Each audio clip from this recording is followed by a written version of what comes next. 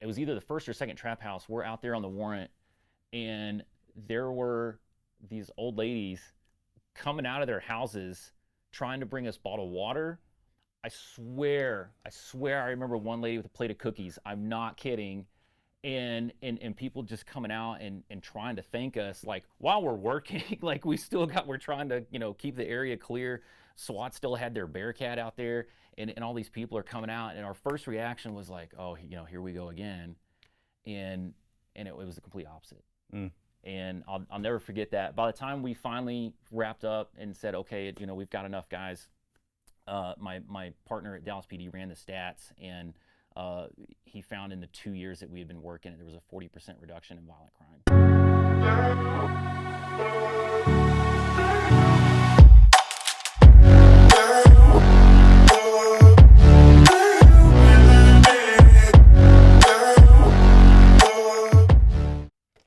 All right, can you introduce yourself for me, please? Yeah, hi, my name's Jared Cronenworth. I been in federal law enforcement for 17 and a half years, and currently work for the Bureau of Land Management. I'm a supervisory special agent here in Boise, Idaho. Okay, and Jared, can you tell me, growing up, give me a little bit of background about yourself. Growing up, what did you want to do, and what finally led you to law enforcement?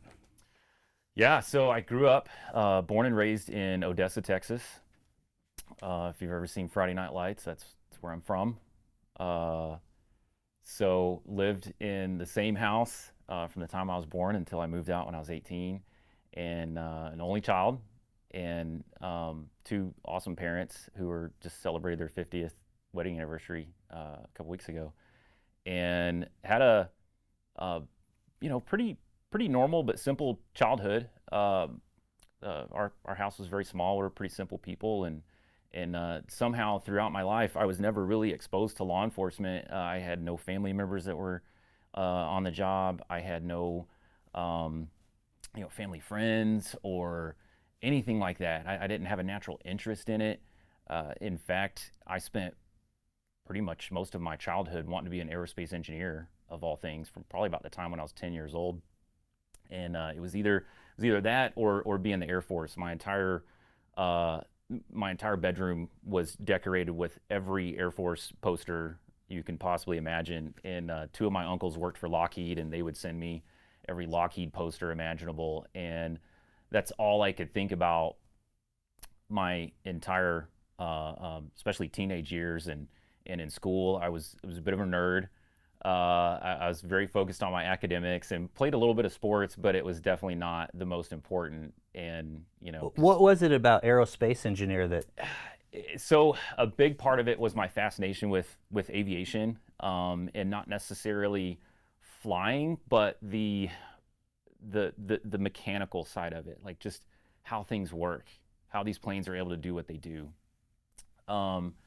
New technologies involving aviation and aerospace. And one of my uncles, he was an aerospace engineer for Lockheed for a very long time. And so, of course, the few times a year I saw him, all he tells me is the really cool stuff he's doing, right? All these really cool projects. He worked on the F-16, he worked on the F-35. And so I get this image in my mind of like, yes, that's it. That's awesome. That's what I want to do.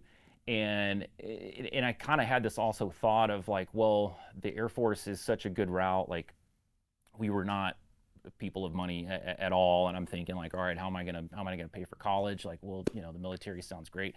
Air Force is what I need to do.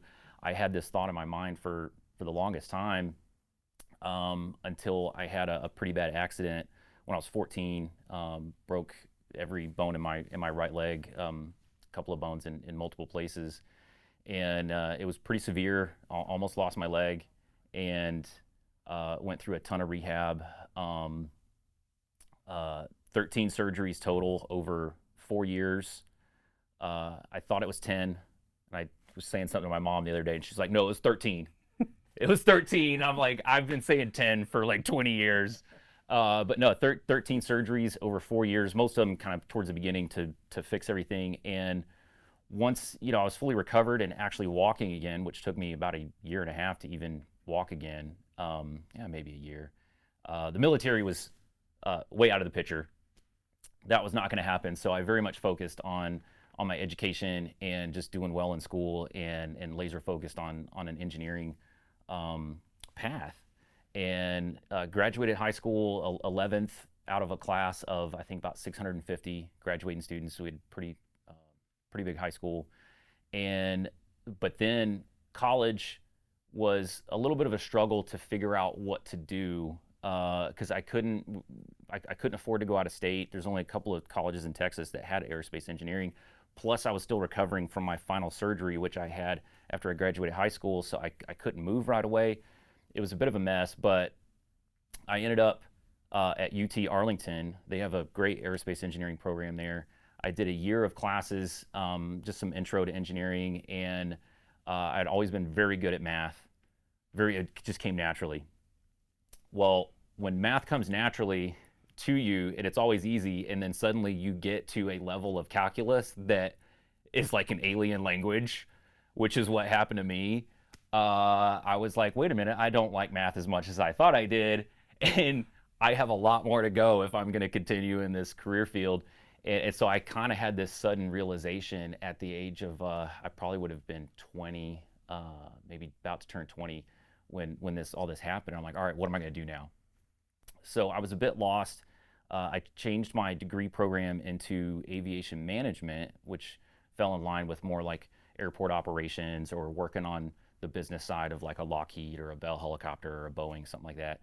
And that kept me in that aviation kind of field, and I really liked it. But something changed one day, and there's really nothing special about it. Like, I didn't meet some cop or have some like chance encounter or some big moment. I literally saw a job posting on monster.com for police officer at the Irving, Texas Police Department. And I was looking for a full-time job at that time. I was only working part-time. And I saw it pop up in my monster.com emails. And I'm like, wait a minute. Like, there's something caught me. And I was like, I better think about this. And I'm reading through the whole job listing, and all of a sudden I like just delved into anything law enforcement recruiting that I could think of. So I applied for that job. I just turned 21. So I was eligible just by age, and made it all the way to the final interview board, aced the test. I know I was in the top 5, and I can't remember how many hundreds of people. Back then, pretty much every police entry-level opening, especially around Dallas-Fort Worth, they had, we're talking 5, 6, 7, 800 applicants for 5 jobs. So I was pretty proud of myself, and I'm like, man, this is, like, I'm going to ace this. Well, I ended up making it to the final interview board, got cut for lack of life experiences, and was exactly what they told me. And of course, I was devastated. I was, pretty pissed off. Like, I'm sorry I was a good kid. I'm sorry I didn't get in trouble. Like, I never been to the principal's office. Like, I've never done drugs. Still haven't. I didn't smell marijuana. I didn't even smell marijuana until we did a controlled burn in my first police academy. So I was pretty aggravated, but I kept going. I applied for a couple more police departments around Dallas. Had the same thing happen. So I kind of gave up on that for a little bit because I needed a job, and that led me into my next job, which I think you found kind of interesting. Yeah. Right? Do you want me to get into that? Yeah, absolutely. Yeah. So another monster.com email. I should write them a letter that I wouldn't be here if it wasn't for monster.com.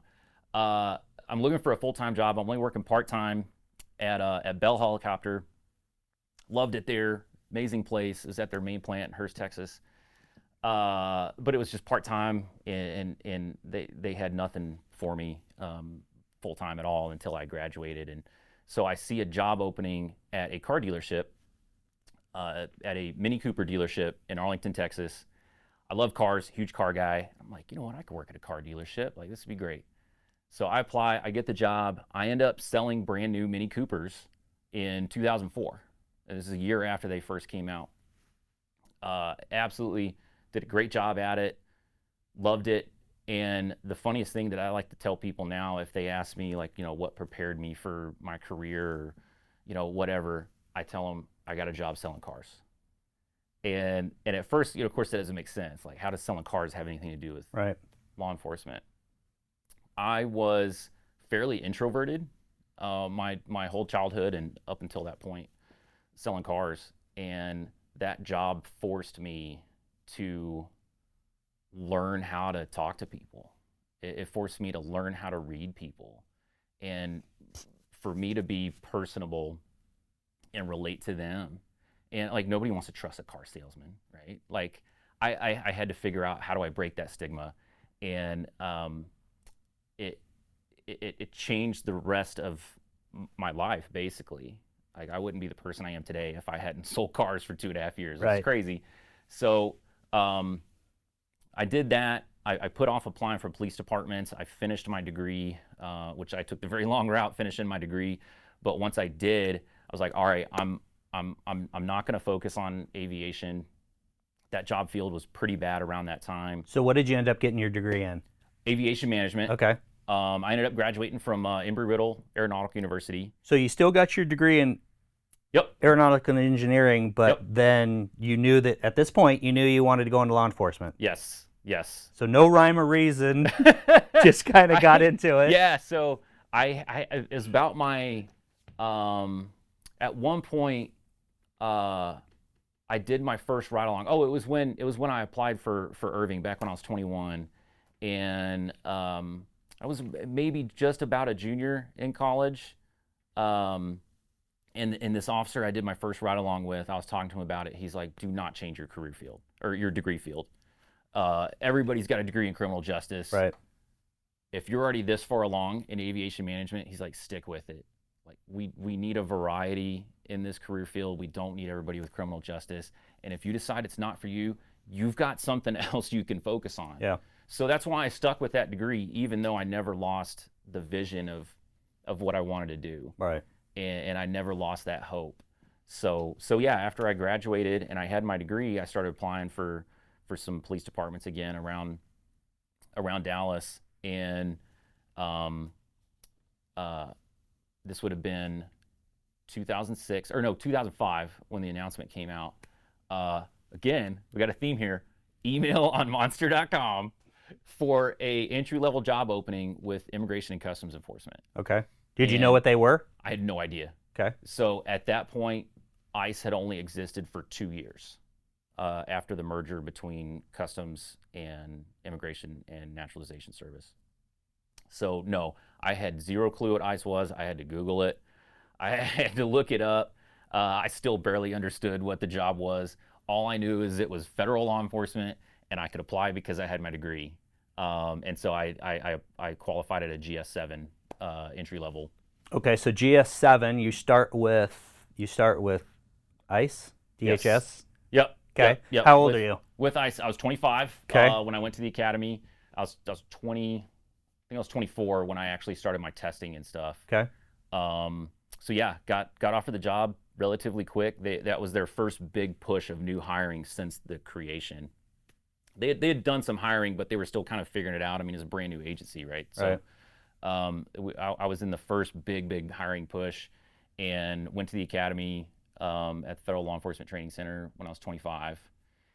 And funny story about this: my job title was Immigration Enforcement Agent, and I get to the academy, and it's a dedicated academy. It's not shared, so it was just us.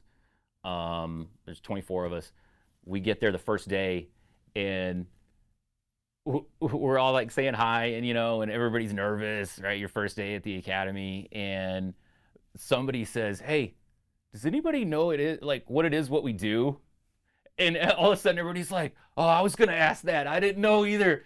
And all of a sudden, everybody's kind of mumbling, like, "Yeah, like I think my office does this and this," and somebody's like, "My office doesn't do that at all. Like, does anybody?" And then our instructor comes in, and we're all like, we all be quiet. And I'll never, because I had the same thought. Like, I still really don't understand what I'm going to be doing. So when you start in Eden, Texas, as a GS7, what are you doing?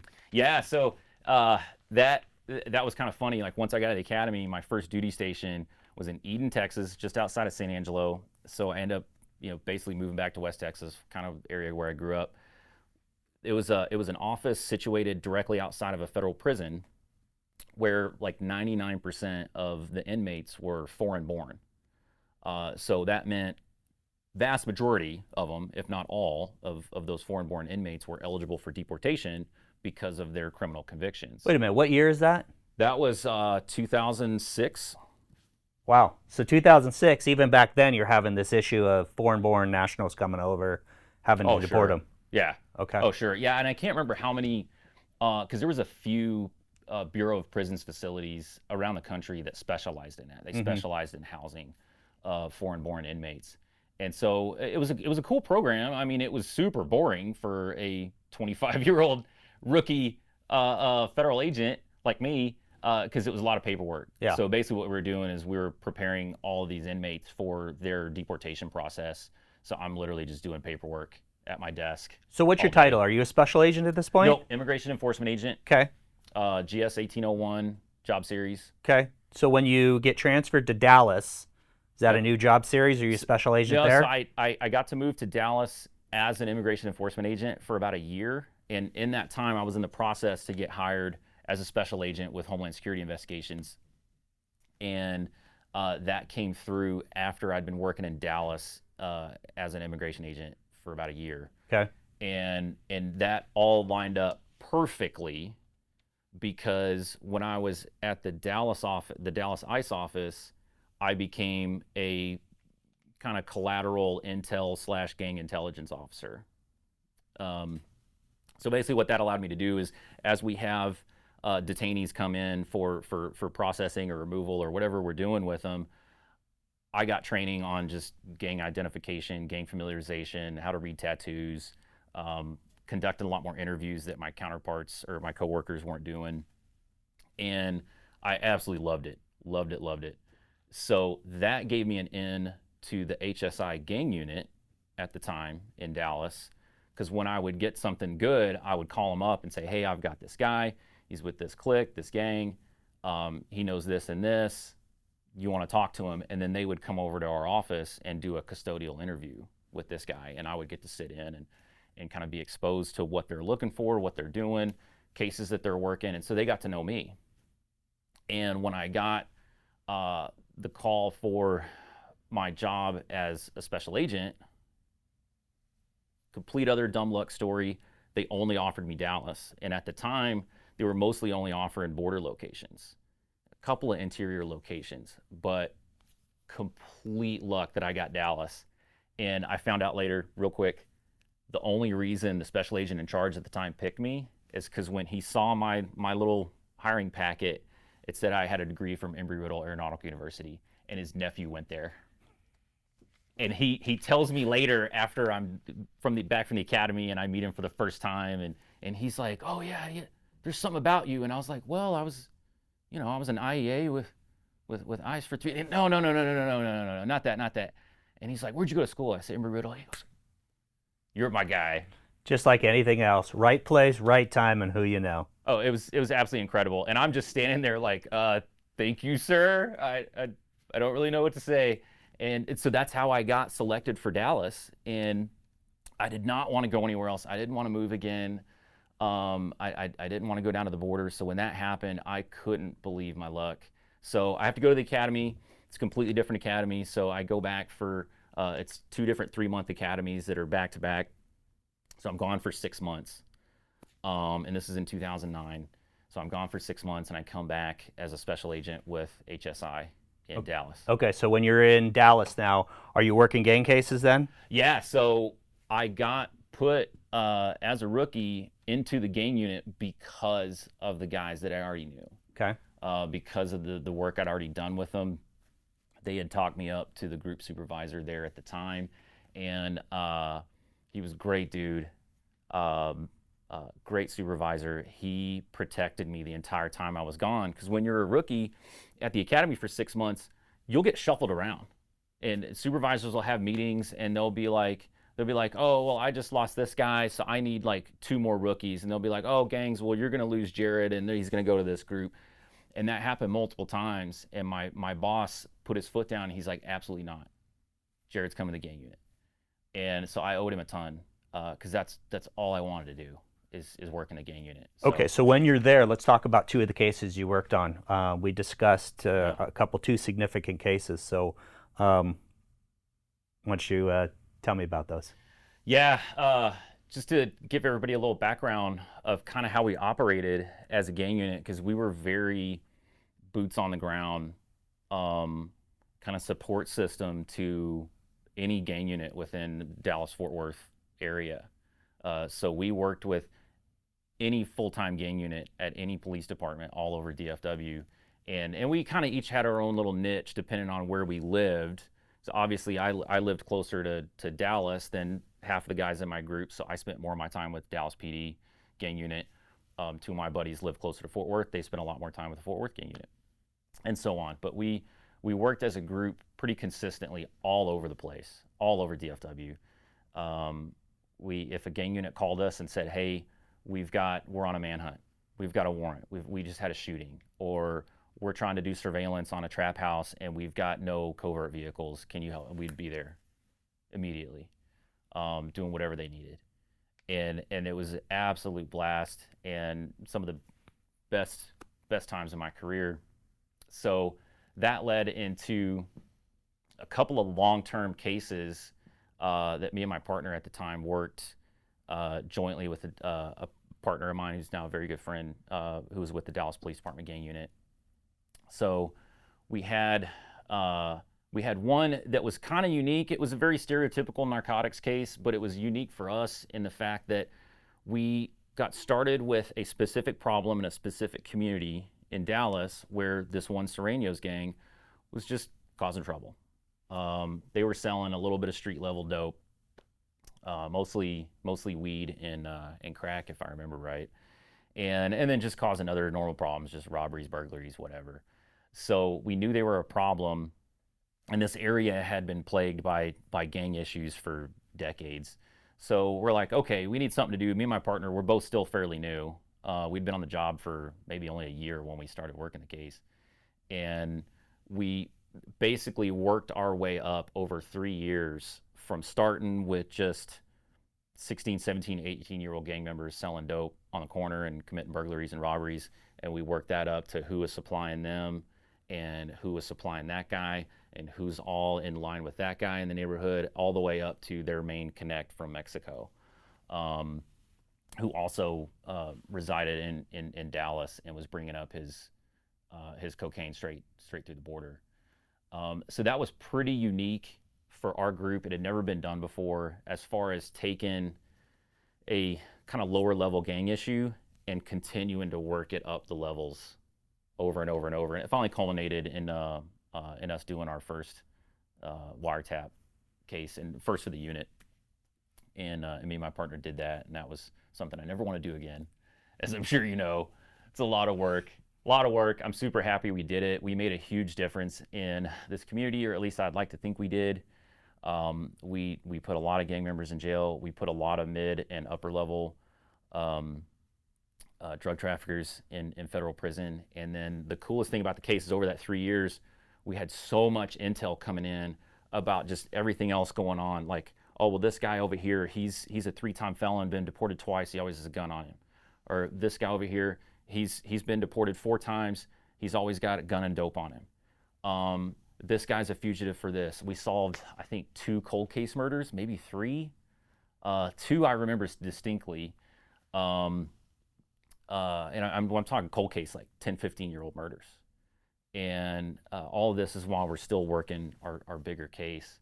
And so we had, I used to remember the number. I mean, we had probably 40 or 50 federal indictments on just ancillary targets, and then 19 on our final indictment. Wow, that's a big case. Yeah, it was a ton of fun, and we very much enjoyed it. And that partnership with Dallas PD, for me especially, because again, like I said, I live not too far away. Mm-hmm. I could get to the Dallas PD headquarters in half the time it took me to get to my office. So I would take any excuse any day to go work at Dallas PD. And I did another case that I talked to you about that was in an area of North Dallas that was very predominantly African American, and it was a very unique neighborhood that was built in the 50s. To be developed as a community for these people that had lived there. So many of them had lived there since their houses were brand new. So I mean, you have a large elderly population. You have their kids that still live in this neighborhood. Can't remember, we were talking like a few thousand people in this very specific neighborhood, and it had been plagued by gang violence for decades, probably since the 80s. And each generation of gang member just bred the next one. I mean, they just recruited younger and younger and younger, and then they grow up and they do the same thing. They not only would sell drugs in the general North Dallas area, but they would also prey on their own neighborhood. They would run trap houses in the neighborhood. They would commit robberies in the neighborhood, murders in the neighborhood, burglaries. Predominantly Hispanic gangs? No, Bloods. Okay. That particular gang in the neighborhood was always Bloods affiliated. We decided, and when I say we, it was me, my partner from Dallas PD gang unit, and my partner from ATF. We decided that this was something we wanted to target, and I believe it was my partner from Dallas PD that kind of had the initial idea of what to do. And I think, like I told you, instead of taking the FBI approach, which would have been make a gigantic case out of it where nobody goes to jail for 3 or 4 years, we were like, how quickly can we target each of these high-level gang members and put them in federal prison as quickly as possible? And we're going to dismantle this gang one piece at a time so that we can make the quickest impact in this community that we can. And that's what we did. And it was super successful. We knew who all the main players were. We knew who the shot callers were. We knew what their activity was. And we basically just saturated this area looking for these guys and just catching them with dope and a gun over and over and over. And we had a great federal prosecutor who was willing to take all of the cases, no matter the amount of dope, no matter what, as long as we had a federal nexus and we had some distribution material, and especially the gun for the enhancement, we were good to go. And so we started tackling like each guy kind of almost one at a time, and it was extremely successful. We took down, I think, 2 trap houses in this neighborhood with the help of Dallas PD narcotics. And just to kind of wrap up the difference that we made, because I'll never forget this, my Dallas PD buddies would tell me that when they had been in this neighborhood for as long as they could remember, you would literally have old ladies coming out of their front yard to like give them the finger and taking pictures of their cars. Or if anybody was in a covert vehicle trying to do surveillance, you would have little kids, old men, old ladies coming out taking pictures of the cars to share amongst the neighborhood, like, hey, the police is out here. Absolutely, these people hated the police.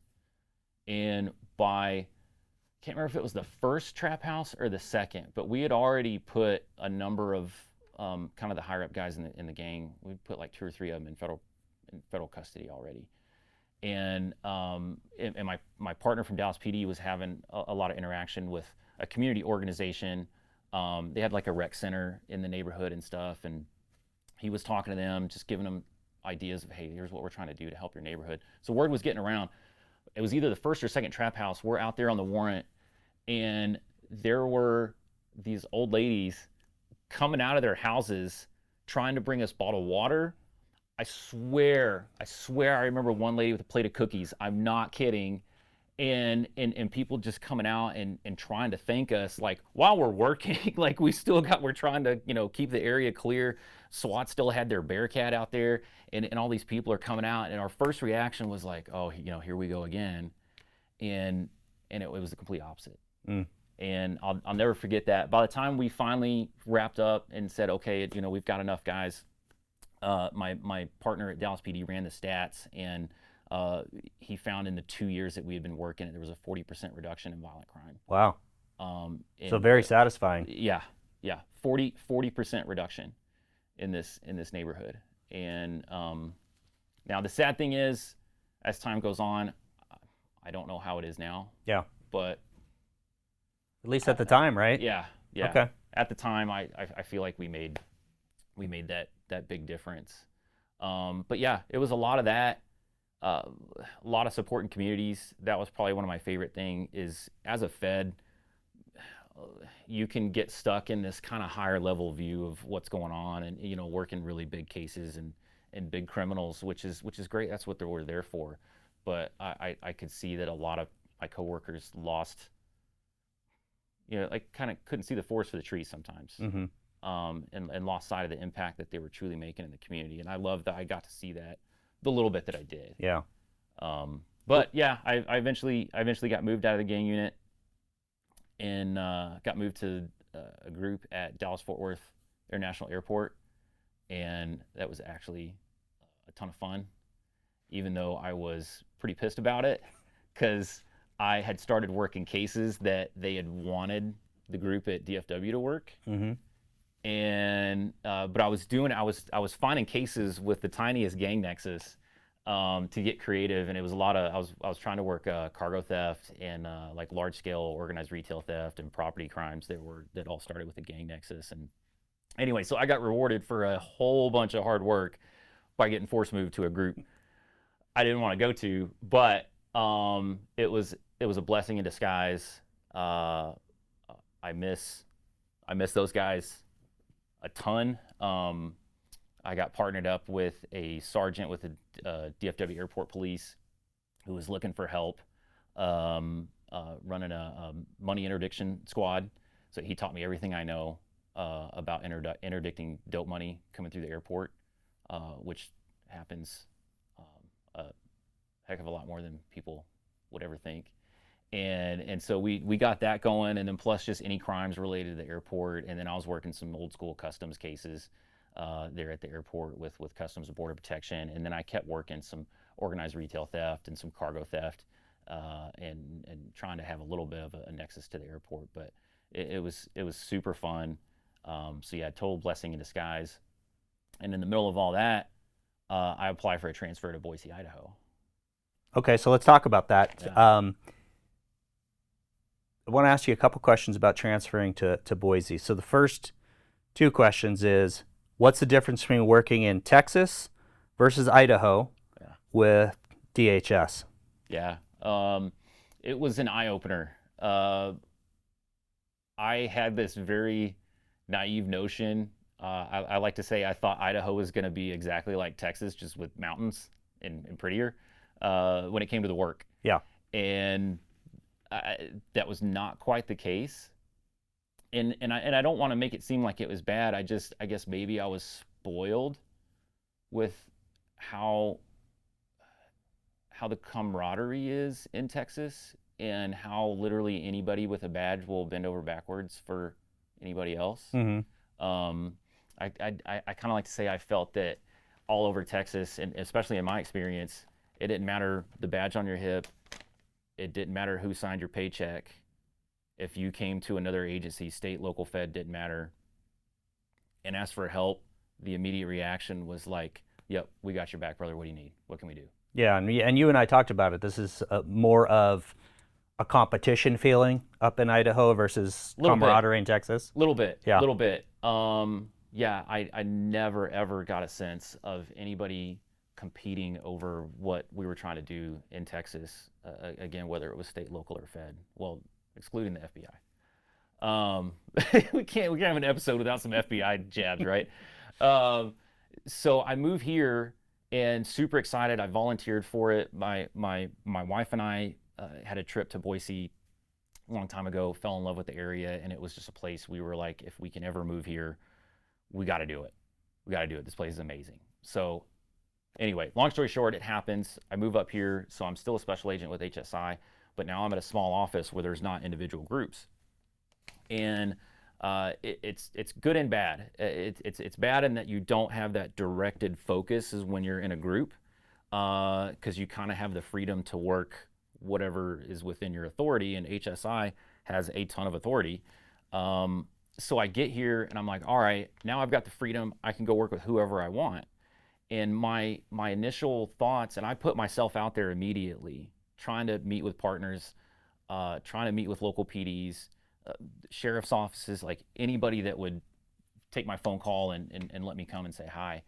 And while everyone was absolutely accommodating and great, I just got this sense of like, hey, don't call us, we'll call you, kind of thing. Mm-hmm. And I'm sitting there doing my normal dog and pony show that I would do in Texas of like, hey, I'm here for you guys. I'm not here to steal cases. I'm not here to tell you what to do. I'm literally a warm body with a covert vehicle and a bunch of experience in X, Y, and Z. I'll do whatever you want me to do. Right.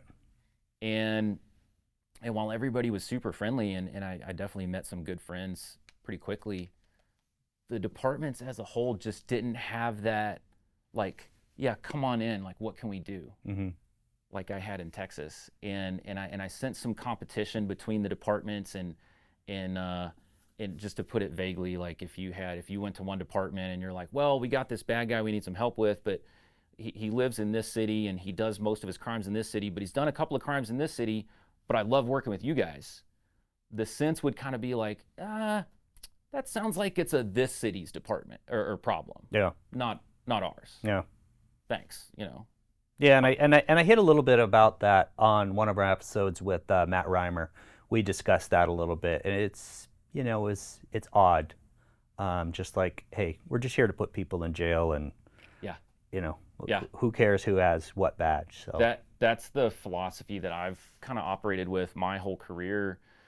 Is I just want to do what's best for that community, that city, state, the country, like whatever. I don't care what charges on somebody's indictment or conviction.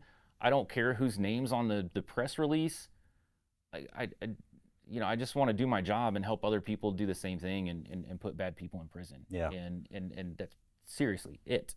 But I felt, I felt this weird, this weird competition, or I don't know what it was. It was a little bit off-putting and distracting for me, and it didn't help that my office in Boise had kind of kept to themselves for a long time. I was finding a lot of PDs that didn't even know HSI existed, let alone had an office in Boise. That was concerning and very frustrating, because not only am I trying to get these guys to like me as just a brand new person they met, but I'm trying to explain to them who we are and what we do. Yeah. We had never had a task force officer. That was very strange for me. I mean, my entire career in Dallas, I'd worked every single case I ever did, either with a task force officer or a state or local detective as my partner on every single case. And I get here and it just didn't happen. So yeah, it was bittersweet. Like, I loved to be in here. We were super happy, but the work, it took some adjustments. So before we jump ahead, because I want to really talk to you about what your current position is, because we don't have anybody that I've interviewed yet with BLM.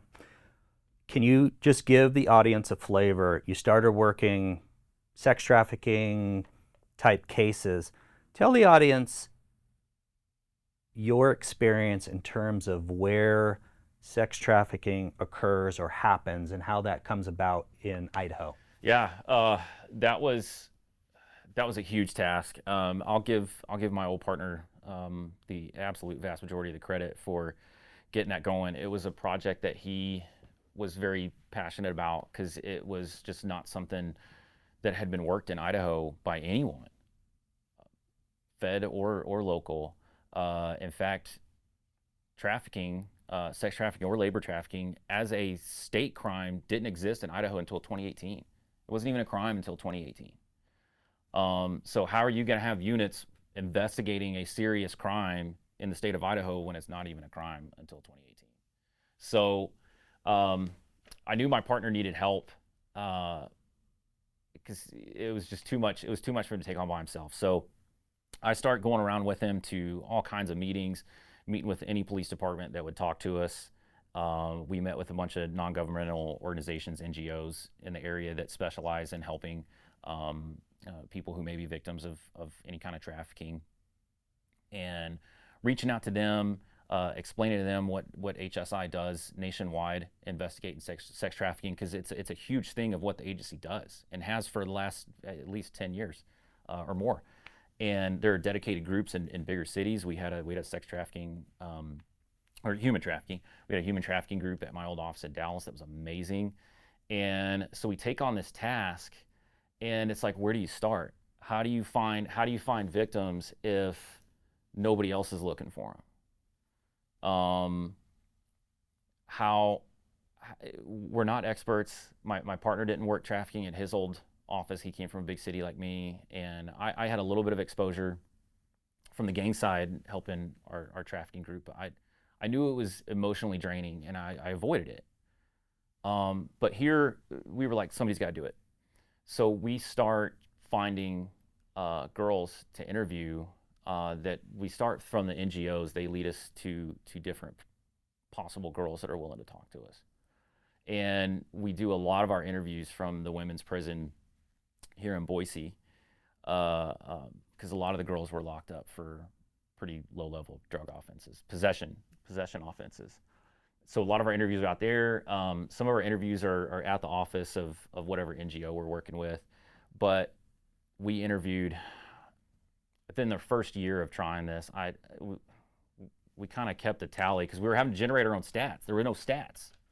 How's there a stat for a crime that nobody's investigated? So I think we interviewed about 60 girls in the first year, and they all had the same story, or almost all. Local girls, usually from rural areas, coming from a, let's say, poverty-stricken family, usually very low income. Get to drugs at an early age, 13, 14, 15 years old, and marijuana, ecstasy, meth, MDMA, you name it. And it progressed from there to where eventually they become addicts at the age of 16, 17, 18. They're only hanging around drug dealers. They're only hanging around other dirtbags. And eventually they get to where they can't pay for their dope. Well, their drug dealer then becomes their pimp because, hey, if you want your dope, how are you going to pay for it? Well, here's how you're going to pay for it. And so they all had this similar story of how they would start getting turned out by their drug dealer, and eventually it would escalate from there, where their drug dealer's like, man, this is too much. Like, I'm gonna hand you off to somebody else, and then they get moved to a guy that is a little bit more into prostitution than drugs, and so on and so forth. And it was very consistent from interview to interview that was a main underlying theme of almost all these girls. And it was very disheartening because not only are we trying to find victims that we can actually help and build a case on and put their trafficker in federal prison, but we're having to do these interviews where these girls can't remember enough details. They can't remember what their trafficker drove, like even the most basic description. They can't remember where he lived. They can't remember the hotels that they were taken to. They can't remember specifics for us to try to recreate an investigation. And that was horrible because we would spend hours and hours and multiple interviews trying to get these girls to trust us. They don't want to talk to the cops. Cops are the one that put them in jail for having a little baggie of dope that their trafficker made them hold on to during a traffic stop. So we do all this work only at the end to be like, we don't have enough. We can't start anything. And man, it was very emotionally draining. We did have one really big successful case that we got started on with a local victim connection, and it was super successful. I won't even get into the details because it was finished kind of after I left. But we did get a guy who had been trafficking women out of Seattle, Portland, and here for 15 years and never been caught. But a lot of that emotional toll was a big reason why I avoided working human trafficking when I was in Dallas, because I knew that would happen. Yeah. And yeah, it started to weigh on me a lot, and just a lot of other factors of what was going on in my life here with HSI that really just made me think it's time to move on to something else. And so, as a result of that, eventually you end up going, okay, I'm going to transfer to another shop. Yep. And you go to work for EPA. And for those audience members that are listening, episode 41, Brian Bird, he covers EPA. So we're going to kind of skip over that. And we're going to get into what you do now because I think it's really interesting. So tell me your position now with BLM. Yeah, so I'm a supervisory special agent. My title is assistant special agent in charge um, for the Bureau of Land Management, law enforcement. Okay, so tell the audience what BLM does because most people have no idea. Sure. So funny enough, being born and raised in Texas, I'd never heard of BLM. I'd never heard of public lands. I'd never even heard of that term because anybody from Texas knows there's basically no public lands. Everybody owns nearly every square inch of Texas. And so when I moved up here, I eventually started, to understand the concept of public lands between BLM, Forest Service, um, and then state public lands. So BLM only operates in the western U.S. or vast majority. I mean, like 98% of our land, like 99%, is only in the western U.S. Basically, from like Colorado on west, all the western kind of Rocky Mountain states out to the coast. So we have a very unique mission when it comes to managing public lands, in that we're the only agency that has a true multi-role use of the land, and that we try to maintain a balance between preserving the land and preserving nature, and also finding ways to use that land to people's benefit. Whether it's something as simple as recreating and going off-roading, going hiking, going hunting, camping, just all the fun stuff that people love to do outdoors in the West, to oil and gas leases, mining leases, timber, just uh, renewable energy leases, solar panels, wind farms, you name it. Um, we have all those great uses of the land. And fun fact, BLM is the only government agency that puts more money back into the government than we spend. We take in royalties and fees and all that kind of stuff from all these permits and leases to companies, and we put more money back in the government than we spend. So in terms of the special agents that are working under you, what are they predominantly investigating? Yeah, so when it comes to law enforcement, BLM has kind of two different divisions. There's our uniformed rangers, who are in marked patrol units, and you can think of them as just like any patrol unit that you'd see in a city or a county. And then we have our agents, and you kind of think of them as like detectives. So for the agents, we're looking at any more long-term investigation that affects either BLM land, our property, or our people. So each area, kind of each state, is very different when it comes to the investigations, because it depends on what are your natural resources, what's your land like, what's your public lands like in your state. So here we have a pretty wide mix of what we work. I'd say if I had to pick a number one case, it would be wildland arson, people out setting fires, Mm-hmm. wildfires. So we'll investigate any suspicious human-caused fire on public lands or that affect public lands in Idaho. And then we also work uh, just run-of-the-mill property crimes, just like any property crimes detective. People like to steal things from the BLM. We have strategically located facilities and offices all over Idaho, and they're not always in use depending on the time of year. So we'll have people come in and they'll break in and steal four-wheelers or steal chainsaws or power tools or trailers. I mean, you name it. And that all comes to us.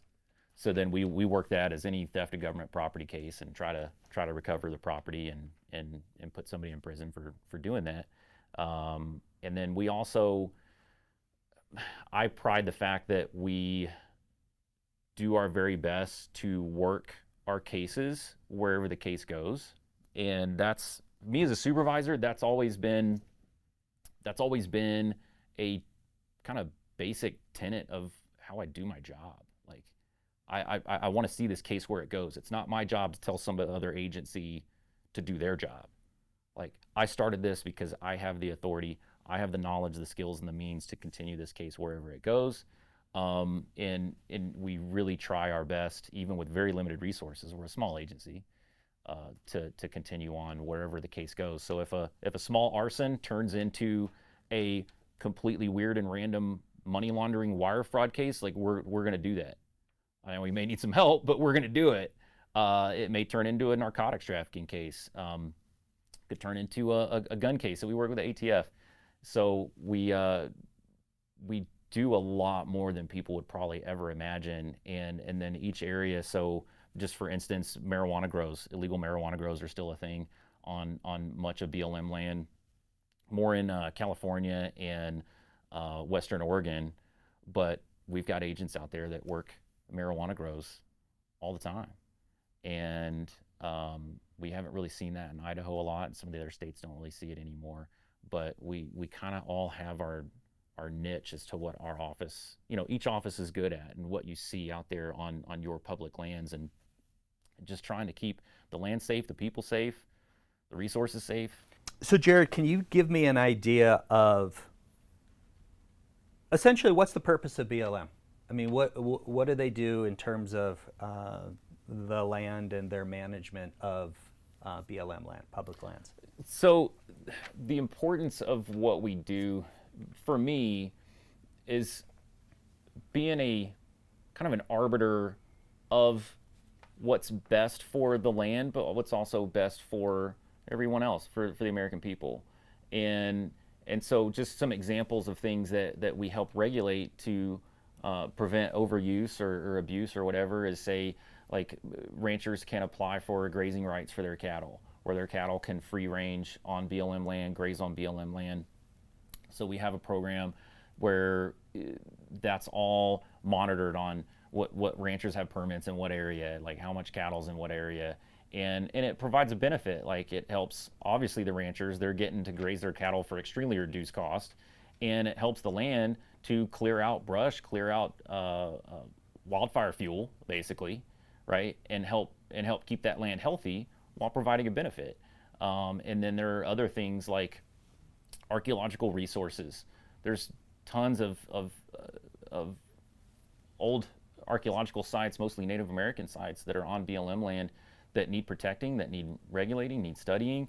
And that's also a big part of what we do is cataloging these sites, protecting them, understanding what's there, working with tribes when they're found, to document them, study them. And if we didn't exist, how long would it be to where just normal everyday people found them, and even if they had no ill will, destroyed significant archaeological sites? So those are just two small examples of kind of why the BLM is needed to manage all of those resources, right, in the way that we do. Right. Okay. Well, Jared, I want to close out like I normally do. Two questions. You look back on your law enforcement career, and through working with gangs and sex trafficking and EPA and BLM and everything else. Can you tell me how being in law enforcement affected your family? Yeah, I've been pretty lucky. I've been definitely blessed in that it hasn't been extremely strenuous. I was lucky enough to never have work where I'm stereotypical, like having to leave from the dinner table to go on a call out. That happened, I can't even remember. I mean, we're talking maybe once or twice in my whole career. Most of my stuff was so planned out, and we were able to work around it. I had a lot of late nights, a lot of weekends, but I could at least plan for it, and so my wife could plan for it. But she has a story that I just learned like 2 years ago. She never told me, and I think this kind of fits in with how it affects even just mentally your family.